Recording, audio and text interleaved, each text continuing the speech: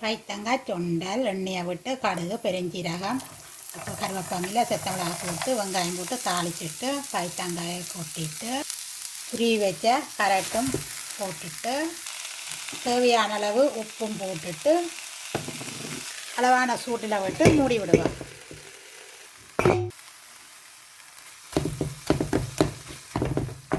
அப்படியே கிளறி விடணும்.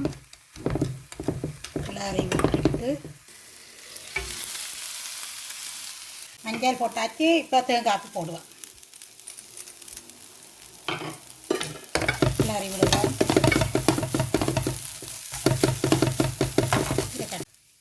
பைத்தங்காய் சுண்டல் ரெடி.